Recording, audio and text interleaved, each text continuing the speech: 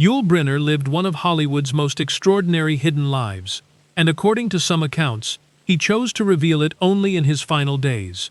Born in 1920 in Vladivostok, in what was then the Soviet Union, Yul Brynner entered the world as Yuli Borisovich Brynner, a child of cultures, carrying Russian, Mongolian, and European threads in his blood. His early years were anything but stable.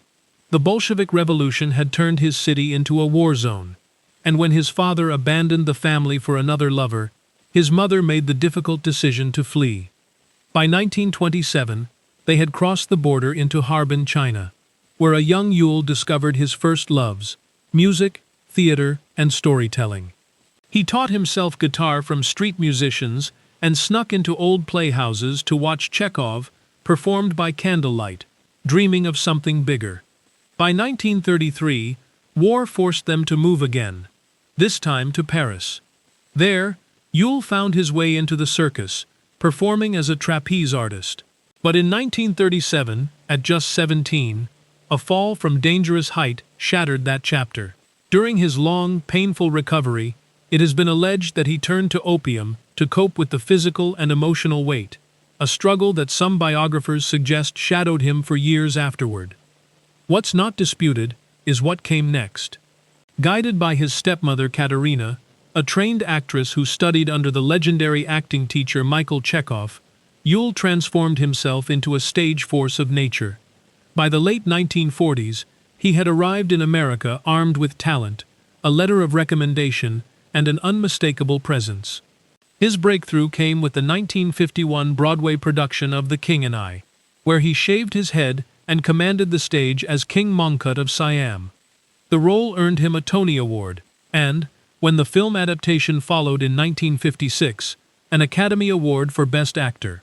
He would perform that role more than 4,600 times over his lifetime, a staggering testament to his dedication. He cemented his iconic status the same year opposite Charlton Heston in Cecil B. DeMille's The Ten Commandments, playing a cold, imperious Ramses II that audiences never forgot. Beyond the roles, Yul Brynner carried private battles the public rarely glimpsed. He was married 4 times and raised 5 children.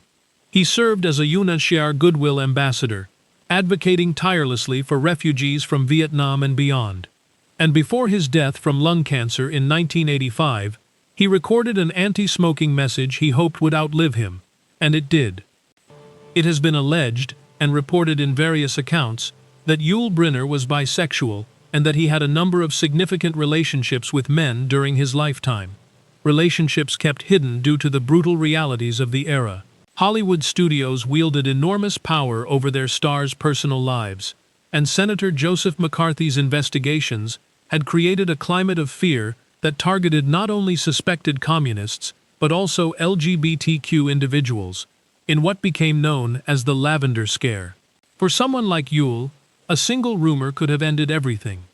Whether or not every detail of these reported relationships is verifiable, what remains undeniable is this.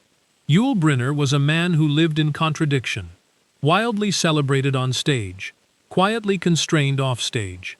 He was a survivor, an artist, and, by many accounts, someone who dared to exist authentically in a world that wasn't ready for it. If his story moved you, hit like and subscribe. There's always more worth knowing about the lives behind the legends.